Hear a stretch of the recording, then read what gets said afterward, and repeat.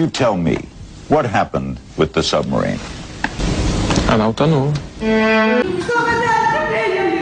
Сколько это может продолжаться? Они за 50 долларов. It was the crown jewel of the Russian Navy. Nearly 2 Boeing 747s long, the nuclear-powered Kursk was a weapon of terrifying scale, called unsinkable by the Kremlin.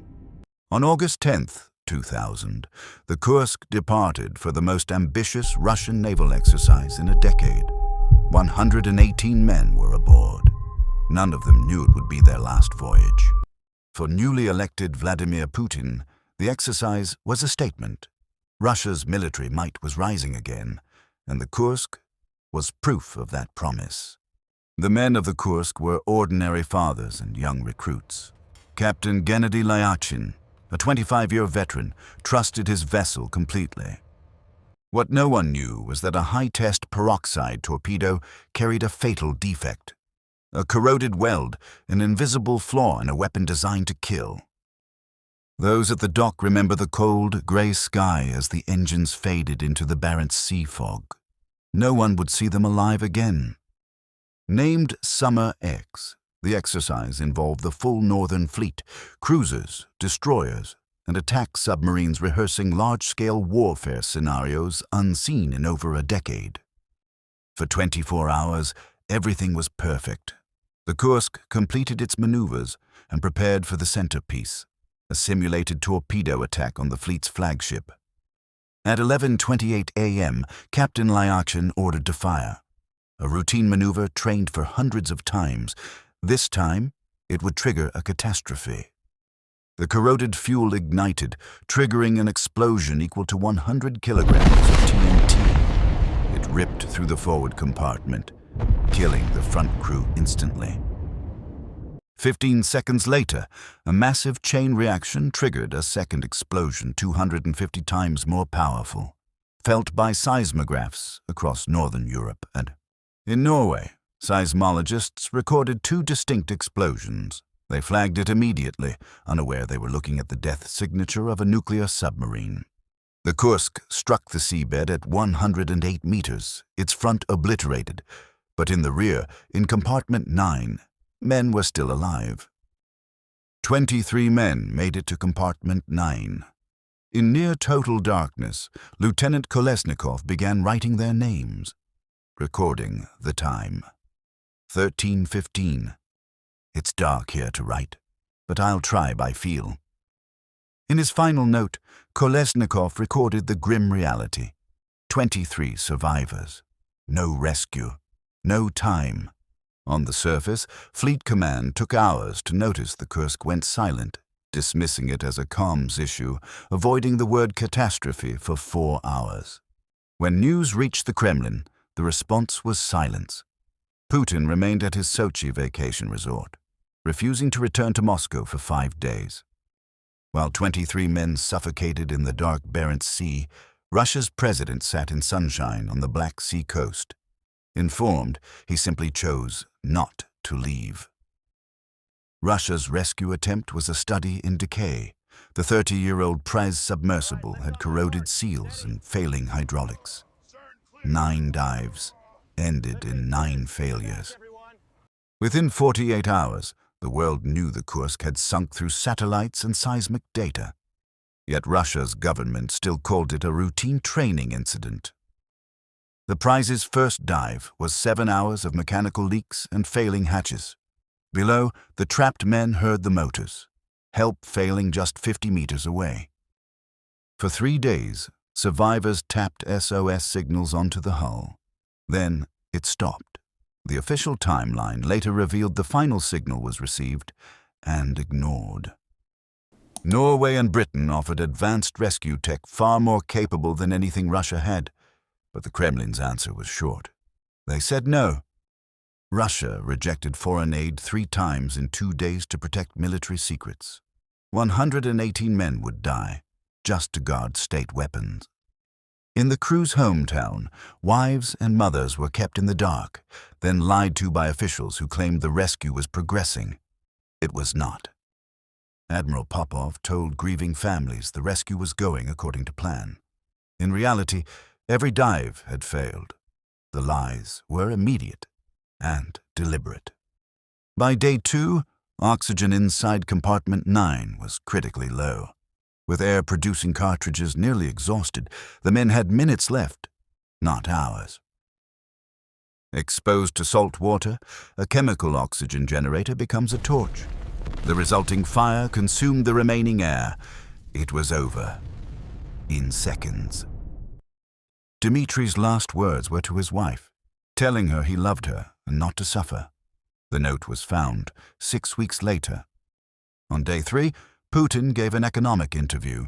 When asked about the Kursk, he smiled, claiming the situation was under control. It was not. The operational LR-5 waited 36 hours for Russian clearance. It was just 2 hours away. The obstacle was paperwork, not the distance. By day 3, families stopped believing the lies. They organized, flashing photos of their husbands on TV. Russia's military didn't know how to respond to the truth. At a briefing, a naval nurse approached a screaming mother with a syringe to sedate her. Captured on camera, it became the most damning image of the disaster. The woman was Nadezhda Tilik, whose son was trapped. When she spoke out, the nurse drugged her. Within hours, the footage went global. By day 3, every Western front page exposed the story. Russia's military pride was now being measured against 118 men dying on the ocean floor. 7 days late, Russia accepted help. When the foreign sub arrived, it opened the hatch in under 4 hours, but inside, everyone was already dead. Foreign divers opened the hatch in just over 2 hours after Russia failed 9 times.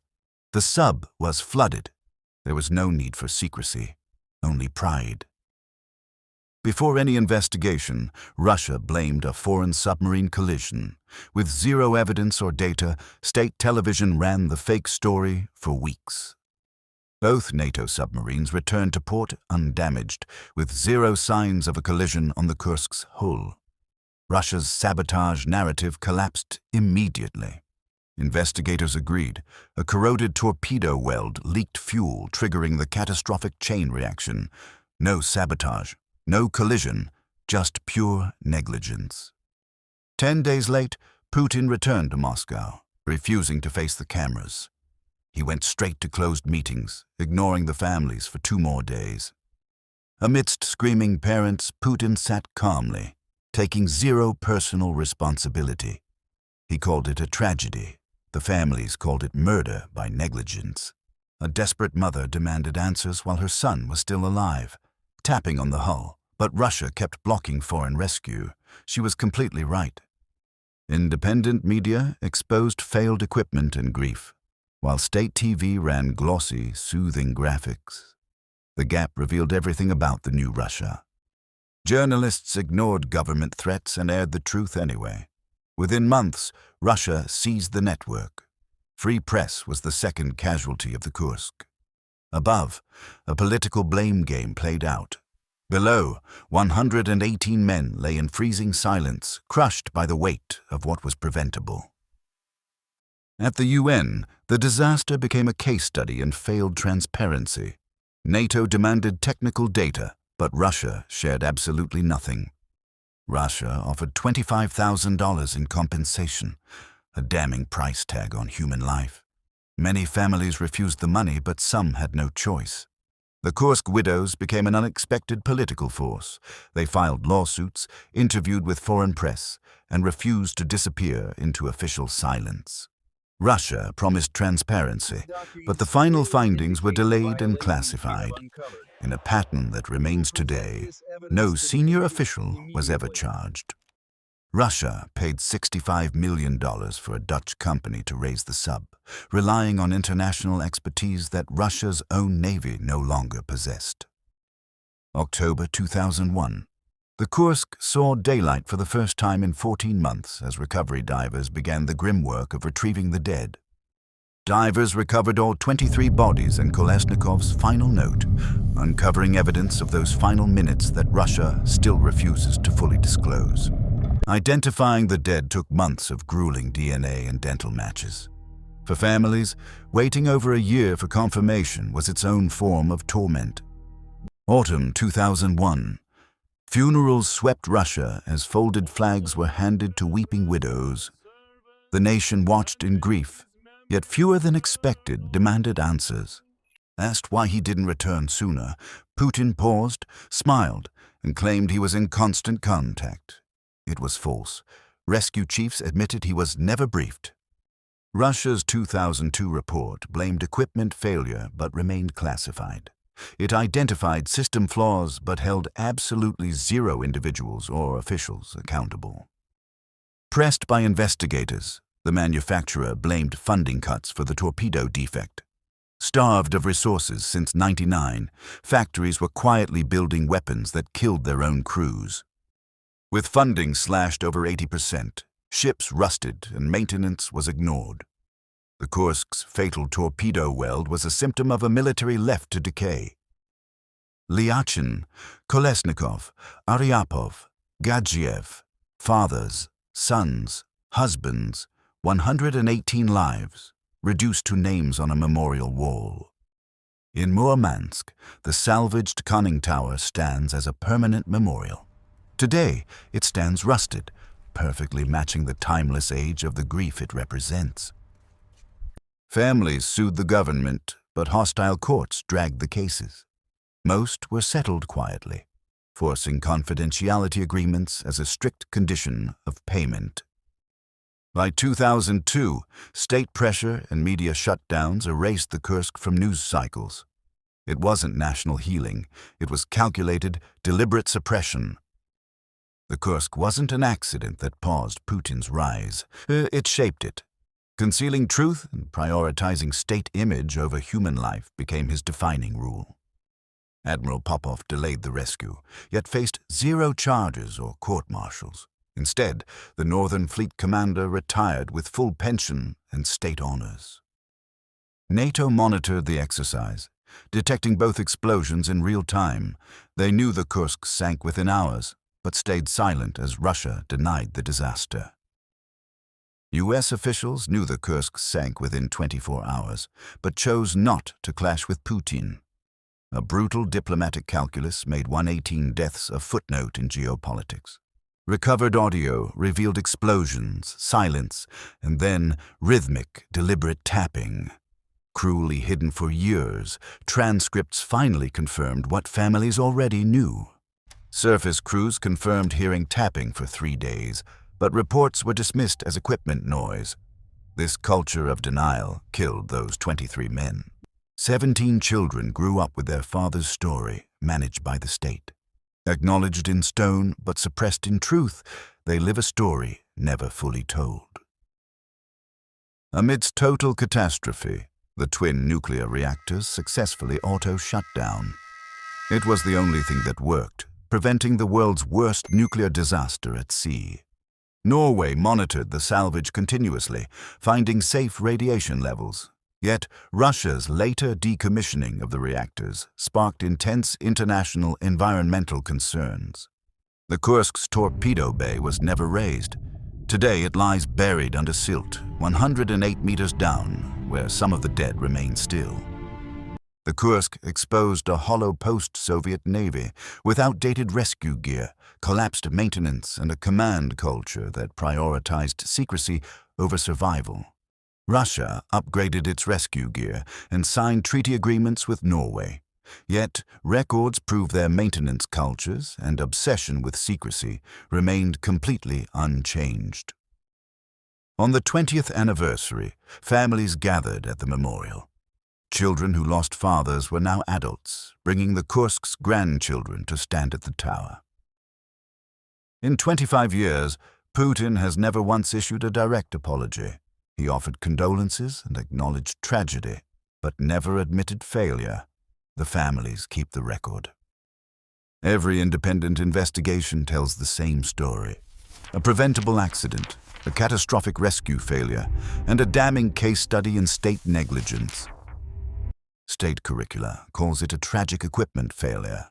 But independent accounts reveal a story of institutional failure, deception, and a government that sacrificed its own soldiers.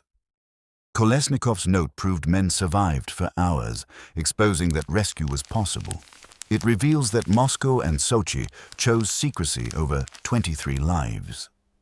The Barents Sea hides decades of Cold War nuclear wrecks, abandoned reactors, and sunken submarines. The Kursk was simply the loudest of many silences. From over 400 Soviet nuclear subs, Russia's fleet collapsed to fewer than 40 by 2000. Budget cuts and disasters hollowed out this once feared force. Soviet naval culture built a secrecy so absolute that disclosing a failure was trained as treason. This wasn't corruption. It was deliberate military policy. In 1968, the K-129 sank with 98 men, a loss denied for years.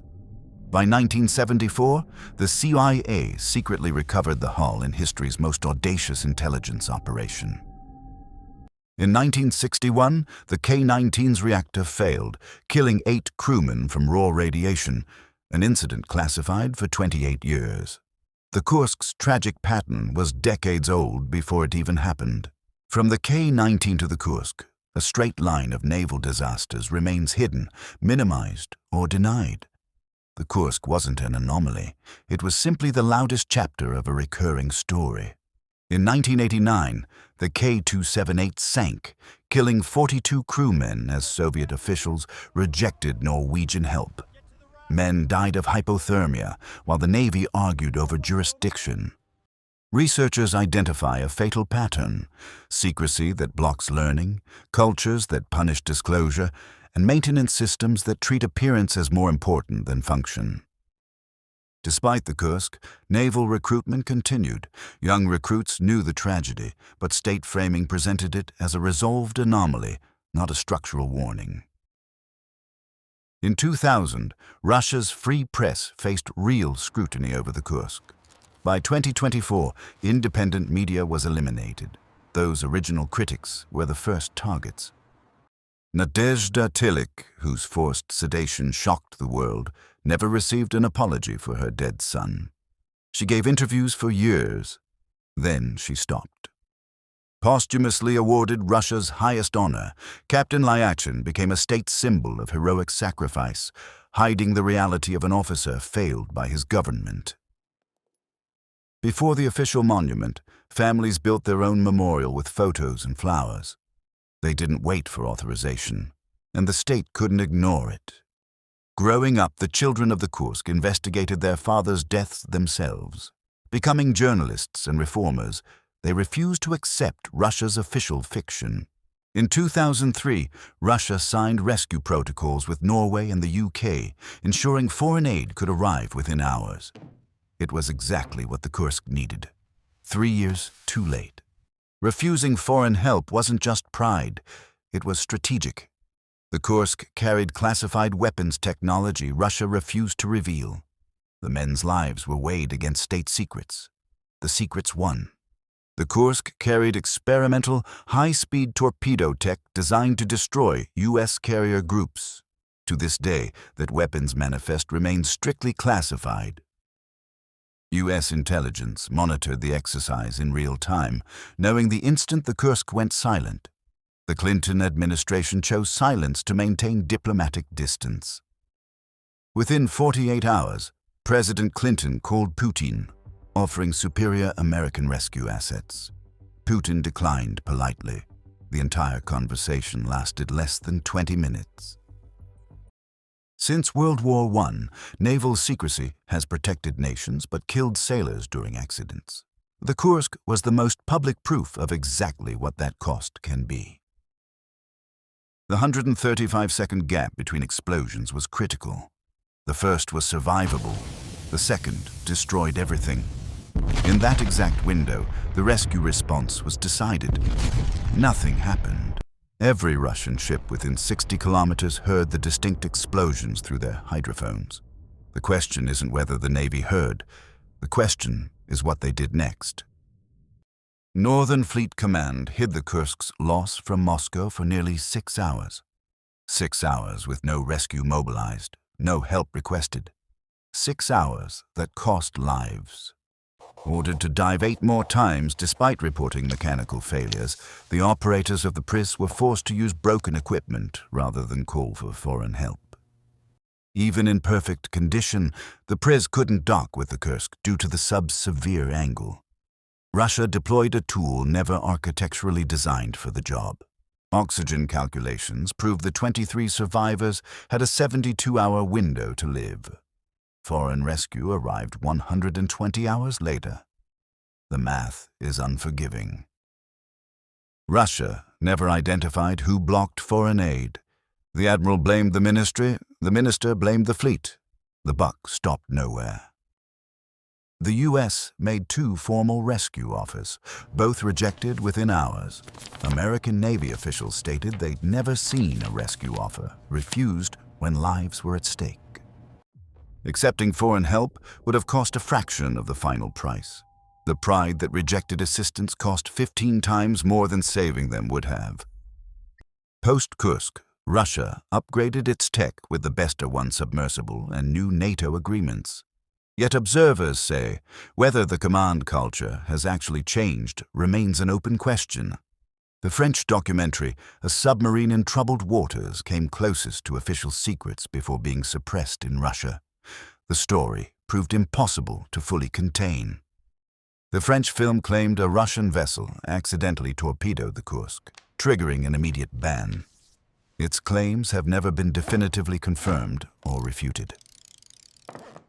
Some believe the flagship Peter the Great accidentally sank the Kursk, hiding a friendly fire disaster, yet no physical evidence confirms this. A torpedo weld failure remains the official truth. Forensic analysis found severe weld corrosion from a microscopic peroxide fuel leak. This definitive evidence was independently verified by both Norwegian and Russian teams. Some families rebuilt quietly. Others joined the Navy to change it from within. The Kursk disaster fractured Vidyayevo in ways completely invisible to Moscow. Briefly funded after the tragedy, Vidyayevo was forgotten by 2010. Russia's northern military bases share this dark reality, strategically vital, but humanly neglected. Today, the Arctic is more contested than ever. The brutal competition that made the Kursk's secrets worth more than its crew's lives has intensified, not resolved. Russia's new Bore submarines are vastly superior to the Kursk. But superior equipment in a culture that penalizes transparency is only a partial answer, not a complete one. Has Russia truly changed since the Kursk? Partially. Protocols have improved, but the reflex to conceal and prioritize state image remains a permanent structural feature. If Russia accepted help on August 13th, 23 men could have been saved within hours. That question has no answer now, only a wait. This wasn't an improvised cover-up. It was a highly developed system designed for exactly this purpose, to process institutional failures into a managed narrative. Journalists kept investigating the Kursk, exposing leaked timelines. Even after the FSB targeted one reporter for questioning the official rescue timeline, she continued anyway. By 22, FSB visit to journalists became a pattern. No explicit threats were made, but the implied message was understood. Coverage diminished, and sources went quiet. In 21, critical NTV anchors were replaced under state network takeovers. They didn't disappear.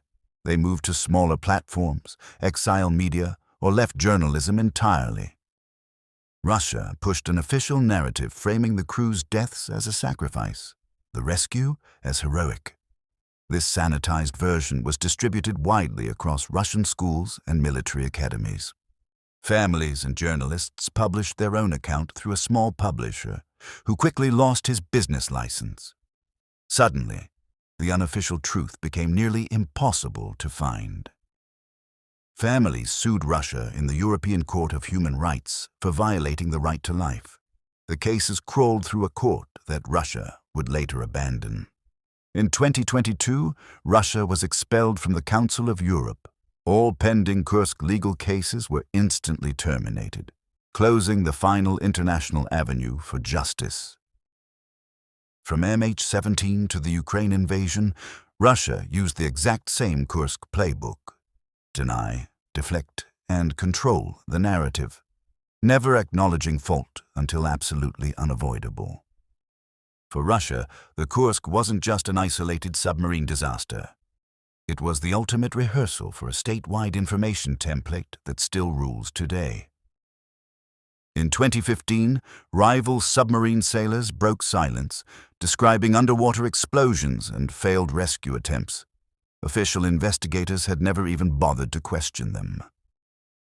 Adjacent sailors watched their officers command absolute position and silence. In the immediate aftermath, the crew believed a rescue was actively underway. It was not. Northern Fleet Headquarters froze in command paralysis. Officers refused to escalate because admitting inadequate equipment was dangerous, making disclosure a greater threat than deadly delay. A flagship radio operator reported hearing strange acoustic signals hours after the blast. Dismissed as equipment anomalies, he didn't believe it then or now. Classified hydrophone data officially captured the two explosion signatures, but what specific signals were recorded in the following hours has never been publicly shown. Forensic evidence shows an oxygen fire erupted hours after the blast, hitting freezing, suffocated survivors. The flash fire ended what the bitter cold had begun. 27-year-old Dmitry Kolesnikov, married just 3 months, wrote his final legacy in the freezing dark: their names, and that it was not their fault. In October 2001, divers found Kolesnikov still holding his waterproof note, handed immediately to naval authorities. It took another agonizing week to reach his widow. Reading her husband's note under military supervision, Olga Kolesnikova realized 2 things simultaneously. Dmitry had remained completely calm, and there had been time to save him. The alternative timeline isn't speculation, it's engineering. Norway's LR-5 rescue vessel was ready, capable, and waiting. A single government decision chose state secrets over surviving sailors. Admiral Popov's early rescue updates completely contradicted reality. While he claimed progress, the rescue vessel had failed, and oxygen calculations had already passed their survival limits. Every August 12th, the families return. Uninvited by the government, they bring flowers, photographs, and children born after 2000, proving they don't need official permission to remember. At Bergen, Norway built its own Kursk Memorial. The rescue divers who opened that hatch call it defining, proud of their work, but forever heartbroken it came too late. Norwegian divers confirmed the Kursk's hatch mechanism functioned perfectly. Their equipment was entirely compatible, proving a successful rescue could have happened days earlier. British submarine officers described the Kursk disaster as watching a colleague drown. Knowing both vessels' exact technical capabilities, the refusal of help was completely incomprehensible. The Kursk proved that international rescue protocols must be pre-authorized, ensuring political delays never become death sentences. While NATO advanced, universal adoption remains tragically incomplete. The Kursk's aft emergency escape capsule was built for ultimate survival. But investigators discovered the second blast crippled the system, failing as a last resort before ever being tried. 108 meters down, the pressure equals 11 atmospheres. While deadly to an unprotected human, for equipped Norwegian divers, this depth was well within operational capability. Russia didn't immediately retire the Type 65 torpedo. Critics argued keeping this highly volatile peroxide fuel in aging infrastructure ignored the absolute root cause of the disaster. Submarine accidents happen globally, but what varies is transparency. The Kursk remains the most studied example of what happens when a nation refuses to let the truth be examined. Acoustic forensics confirmed the recorded hull vibrations perfectly matched human distress tapping. Russian surface ships heard 23 men begging to live, and did not answer. Choosing military secrets over human lives isn't unique to Russia. The Kursk simply exposed the brutal human cost when state calculus is never questioned and never held accountable. Like the Kursk, the Beslan school siege exposed a brutal pattern. When families of the 334 victims demanded truths about thermobaric weapon use, they faced a managed narrative. The Committee of Soldiers' Mothers attempted to force oversight on the Kursk inquiry. Backed by Chechen war tracking, they were denied official status, their critical questions completely unanswered. 3 months into his presidency, Putin's image relied on military strength. The Kursk disaster exposed decrepit equipment, posing an existential threat that explains the brutal cover-up. While 23 men suffocated, Putin stayed at a Black Sea resort. His return wouldn't change the physical reality, but it would have changed the entire symbolic message. He chose not to return. An apology wouldn't change what happened in Compartment 9. But without it, the families carry a burden beyond grief, the weight of unanswered state responsibility. The Barents seafloor remembers. Sonar surveys still reveal the Kursk's impact crater, the definitive shape of what happened, permanently pressed into the mud. Aging families are still waiting. When asked if they want justice or closure, the Kursk's children consistently answer, "We want the truth. We want someone to say it was wrong." Compartment 9.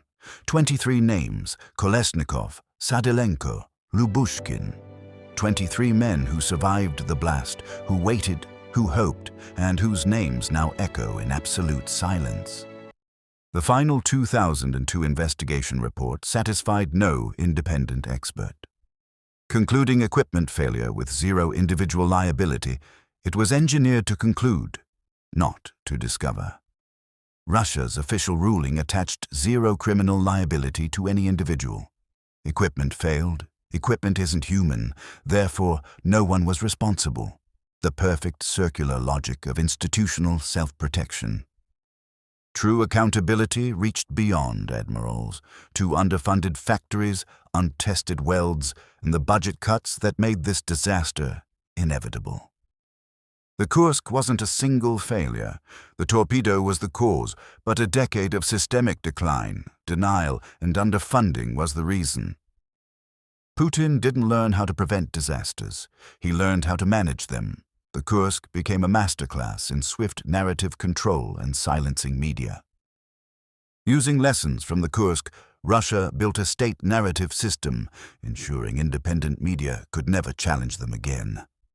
Growing up in Russia's current reality, the Kursk's grandchildren carry a story they were never allowed to own. The Ukraine invasion dismantled the rescue agreements built after the Kursk, shattering another fragile starting point forever. At 108 meters, sonar still reveals the Kursk's bow wreckage, a distinct silhouette, frozen there for centuries.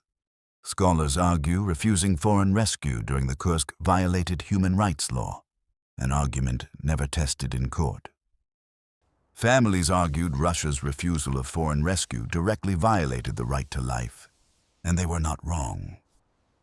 25 years later, 5 core questions remain completely unanswered. 5 questions that history will now carry forever. Maintained outside Russia, an independent oral history archive preserves critical testimony that the official investigation never sought. As a deep cultural wound, art, theater, and music expressed what official channels suppressed: the grief, anger, and unanswered questions. On the first anniversary, families protested for accountability. Their demands were recorded by state media, but never reported.